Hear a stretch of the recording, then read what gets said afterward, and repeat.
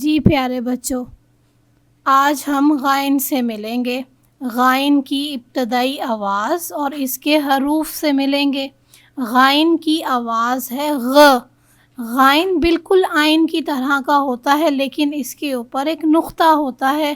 جی پیارے بچوں، اب آپ اس تصویر کو غور سے دیکھیں۔ غفور کھڑا ہوا ہے اور وہ غباروں پہ نشانہ لگا رہا ہے۔ جی پیارے بچوں، اب ہم غائن کی کہانی سنیں گے۔ غفور کو نشانہ بازی کا شوق ہے۔ ایک دن وہ بازار گیا اور غباروں پر نشانہ بازی کرنے لگا۔ اپنا شوق پورا کر کے اسے خوشی محسوس ہوئی۔ ہمارا شوق ہمیشہ ایسا ہونا چاہیے جس سے کسی دوسرے کو نقصان نہ پہنچے۔ تصویر کے نام سنیں اور دہرائیں۔ پیارے بچوں، آپ کو کیا نظر آ رہا ہے؟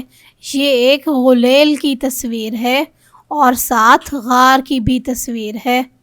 غائن تلاش کر کے دائرہ لگائیں۔ پیارے بچوں، ان حروف میں سے غائن کو دیکھیں اور غائن کے گرد دائرہ لگائیں۔